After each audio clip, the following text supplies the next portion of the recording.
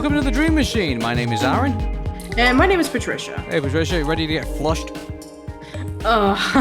Yes, I'm ready to take a daring adventure into the beyond. Okay, here we go.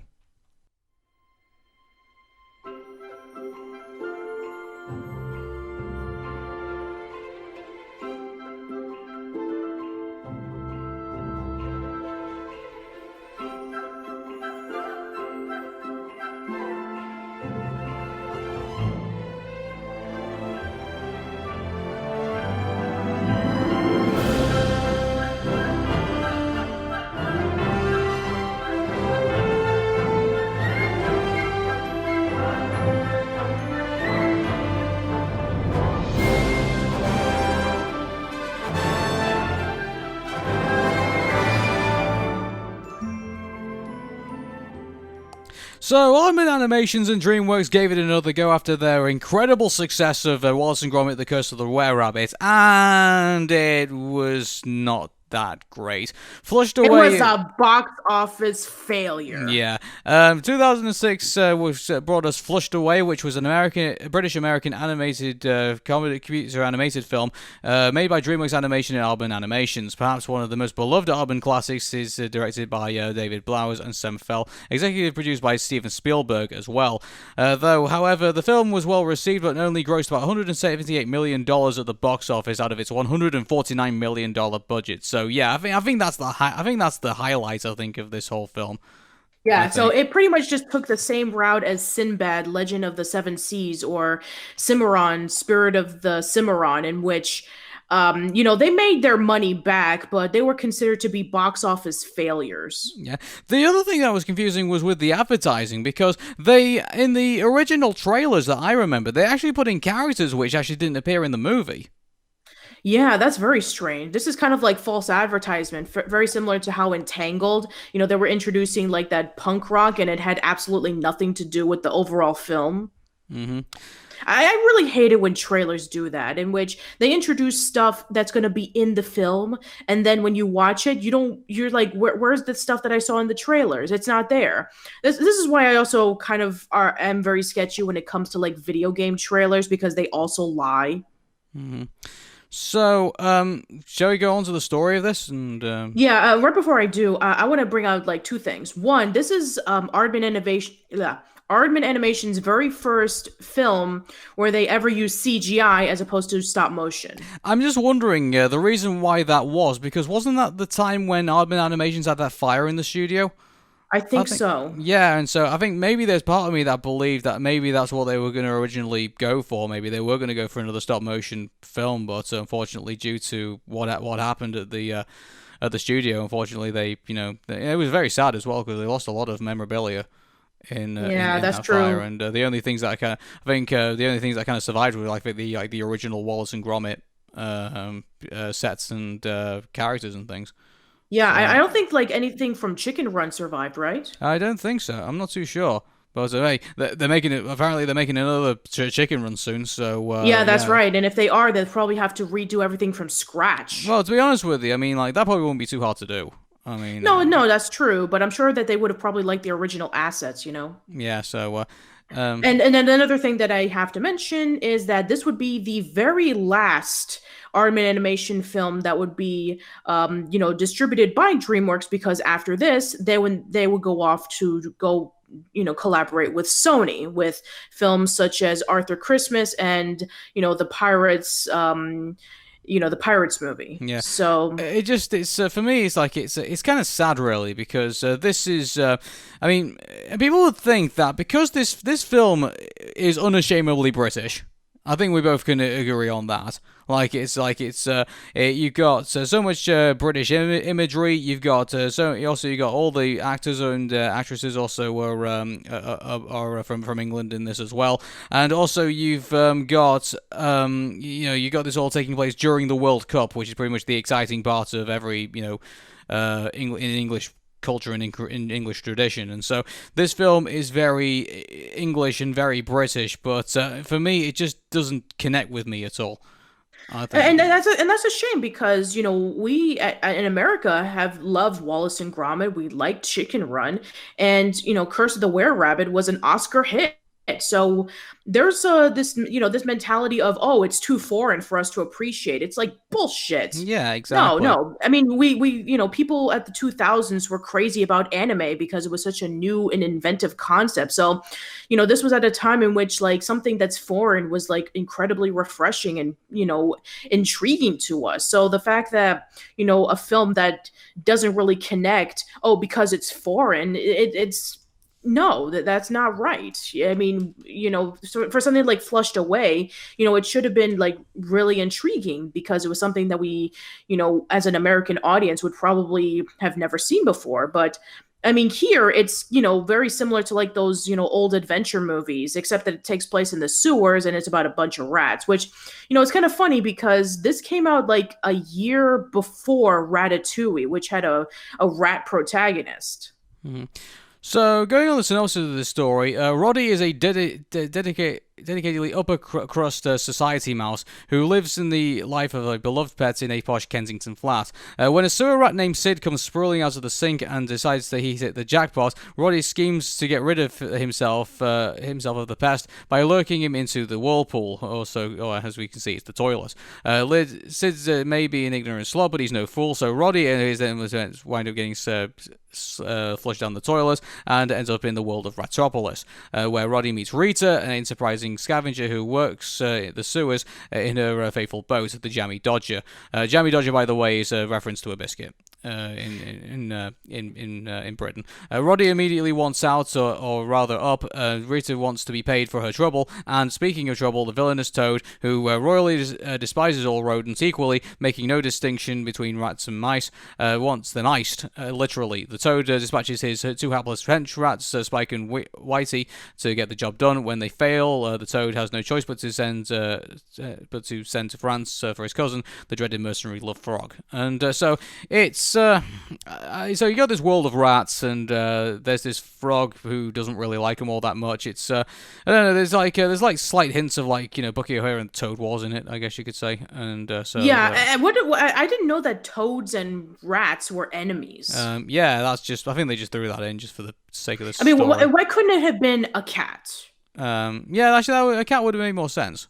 Yeah, a cat would have made a lot more sense. Or maybe it would have been too similar to An American Tale.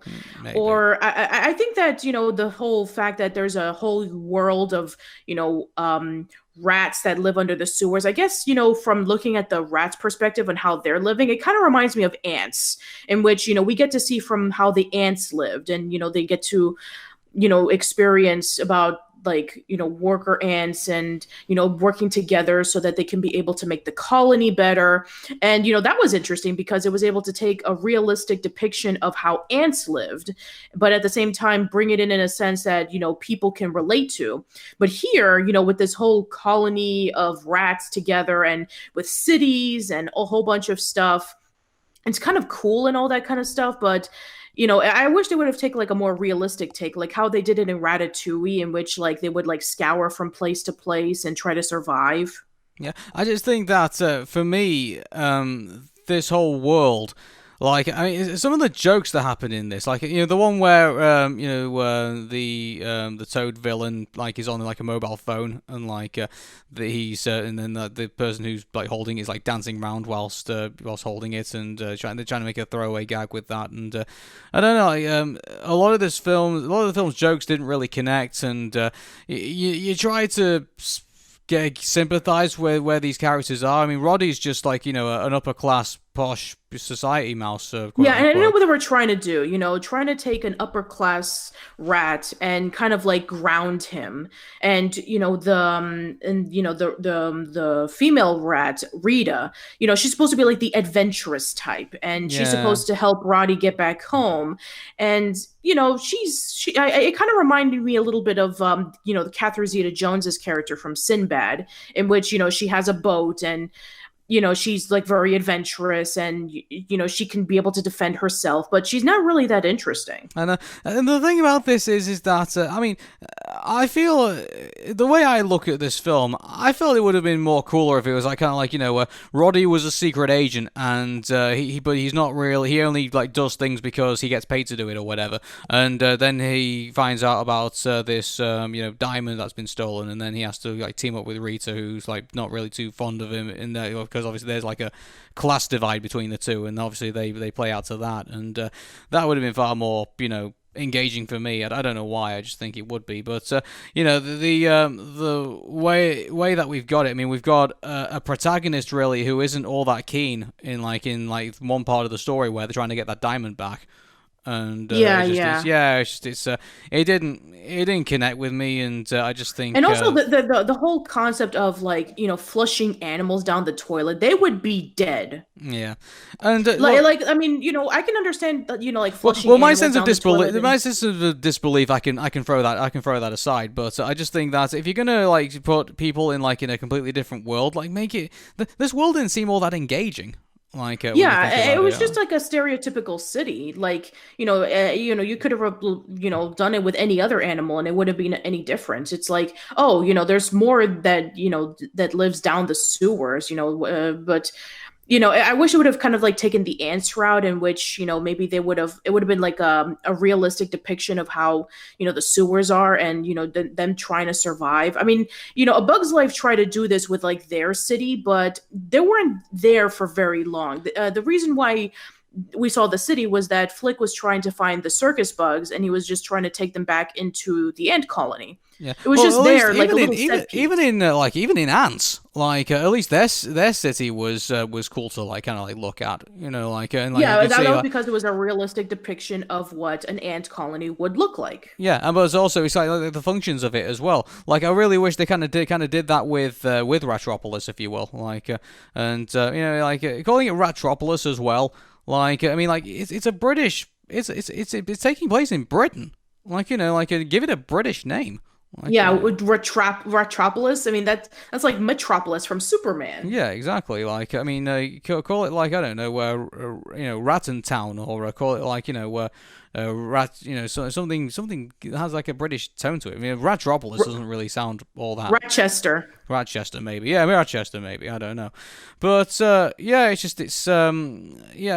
story is kind of throwaway, I think you could say. On top of that as well, they spent a lot of time building up chemistry between Roddy and Rita, and it looked like kind of like they were building up to like a romance relationship, and then it just doesn't pay off at the end.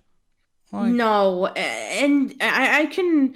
I mean, I guess they were trying to go for like a Lady and the Tramp situation, in which like you have Lady who grew up in a home and she was pampered, and Tramp who was like this like scraggly dog, and he knew his way around the streets. I guess they were trying to do that, but in reverse. Yeah, but at least they got together. In this, it's kind of like, oh yeah, they're just friends. I think they were. I don't know if they. I mean, obviously being Aardman's DreamWorks film. I mean, last DreamWorks film. I don't know if they were told at the last minute it was going to be their last DreamWorks film, but it kind of feels like to me like this was supposed to have a sequel. It did kind of feel that way. I guess if the movie would have done well, this could have been like their Shrek or Madagascar. Yeah, and if anything, their relationship status is basically kind of like where Kim Possible and Ron Stoppable were before, obviously, the last movie. Yeah, exactly. Yeah, so it's kind of like, yeah, so it's just story not all that great, to be quite honest with everyone. So we go to the voice cast, and so we get Hugh Jackman and Kate Winslet, and and Bill Nighy as well.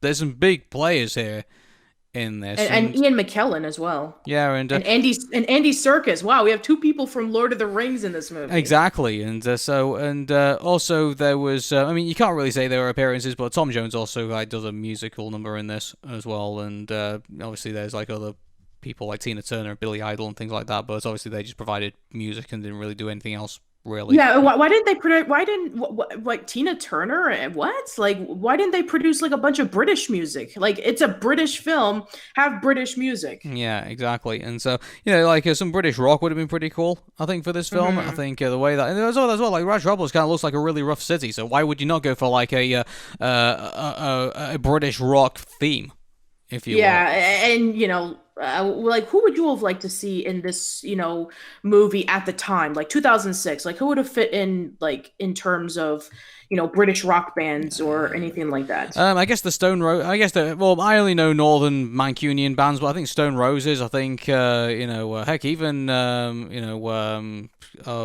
people who did go and say Sex Pistols, or like something like the old fashioned, like the Jam, like something like the old fashioned like rock, like and some of those bands.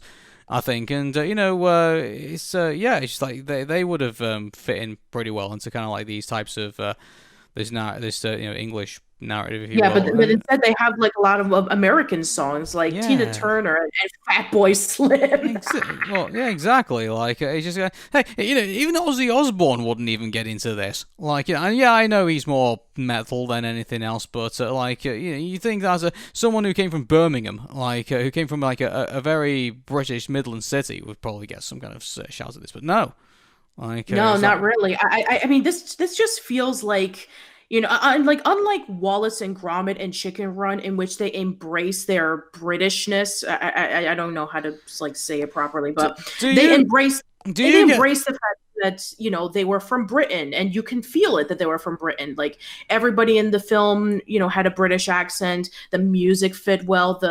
They were able to take advantage of the countryside or the small town. They were able to highlight Britain in that sense. But Flushed Away, if you were to basically like have all of the rats voiced by Americans, and instead of the World Cup, maybe it was like the World Series, this movie probably wouldn't have been any different. Yeah, it's just for me. It's like, it does feel. This is the thing, though. Even though those flaws, I mean, it still does have like that kind of British charm, but it just doesn't click. And maybe that's probably the reason why it doesn't click, is because it kind of it's distracted. I think from that. So apparently, actually, I'm just leading further into this, like them being Aardman Animations' last DreamWorks film. The reason why they ended up splitting was because of creative differences. So maybe I guess when you think about that, I think maybe that's that's the reason why this movie's so messy, because obviously there's a kind of like a tug of war between what DreamWorks wants and what Aardman wants, and this is the result of it all. This does feel kind of manipulative. Like there's a lot of things that I can see DreamWorks trying to do that maybe Aardman didn't agree with, and maybe that's why they split up. And eventually Aardman went over to Sony, and they did Arthur Christmas and the Pirates. And I want to make a correction from the previous episode of Dream Machine, where we were talking about Wallace and Gromit, where Sony did not distribute Early Man. It was distributed by its own company, so I apologize for that. So I guess this is at the point in which when I guess Aardman, was at its low point, because they would focus on, another stop motion with Arthur Christmas, and they wouldn't get back to stop motion until the Pirates movie. Mm-hmm. So I guess maybe that at that point, like stop motion was kind of like at its low point. Like we hadn't seen another stop motion animated film that really left an impact on people until 3 years later with Coraline. Mm-hmm.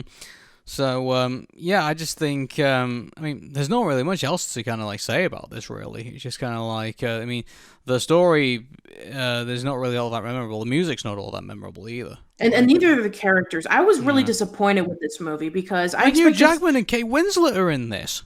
Like they're the main leads, and I was so surprised that the fact that it takes place in the sewers and there's a boat. I was surprised that there were no Titanic references. Yeah, surprisingly not. No, but I mean the fact that they had the also there's some of that as well. Like one of the criticisms of Early Man was obviously the insistence of soccer that was in it, and this also has like soccer themed kind of like peril, I guess you could say, in it, because obviously I didn't mind the soccer theme. I felt that the advertisement was very misleading. Like it didn't mention soccer anywhere in the trailers. Like it was supposed to be Well, the reason I about. bring it up is not because I want to rant about early man as of yet, but I mean in regards to this, I mean the whole liquid nitrogen business of like drowning the entire rat population that relied on like the FIFA half World Cup going to half time and stuff. So it kind of like relied on people kind of like knowing some aspects of football, I guess you could say, Mhm. within Flushed Away. But Yeah, and I also felt that the motivation with the villain is kind of ridiculous. Like, oh, the reason why the Toad is so angry at rats is because he was Prince Charles's pet. Can print, can like royalty have, toads for pets? I mean, I usually associate it like with like cute little dogs or something. I guess it's a reference to kind of like the Prince and the Frog, I guess you could say.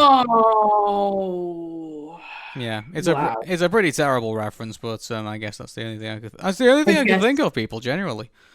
I So guess so. I mean, I can't think of anything else. Maybe back then in royalty, somebody had a pet toad or pet frog or something. I have no idea, but yeah, the motivation is pretty weak. It's like, oh, why if you're gonna take revenge on rats, it's like, why don't you take revenge on Prince Charles? It's like maybe you can try to, I don't know, maybe think of some ridiculous, convoluted way of like taking over royalty, not destroying a whole bunch of rats. hmm But yeah, this movie, it's a bit of a letdown. it's sad, really, because this was. I mean, also Aardman Animations went on to make other films outside DreamWorks, but yeah, it's kind of a bit of a sad thing to kind of like to And like, often. yeah. Yeah, because Chicken Run is currently, as of right now, the highest grossing stop motion animated film, and Wallace and Gromit: Curse of the Were-Rabbit got him an Oscar. So it's like, you have two great successes, and then the third one just kind of ended with a whimper. Yeah, my only advice to DreamWorks Animation is don't kill the goose for the gold. Like leave the golden goose alone. But Hmm. yeah. So at least Disney at least tried to learn about that, and before obviously that whole animation other animated studio debacle started with that with Disney. But that's just that's that. Okay, so I guess we're done with that one, and so what's up coming up next? Unfortunately, the low point for DreamWorks continues because coming up next, we're going to be talking about Shrek the Third. Oh boy, but until then, I'm Aaron. I'm Patricia. Take care. Bye for now. See you later. See you later.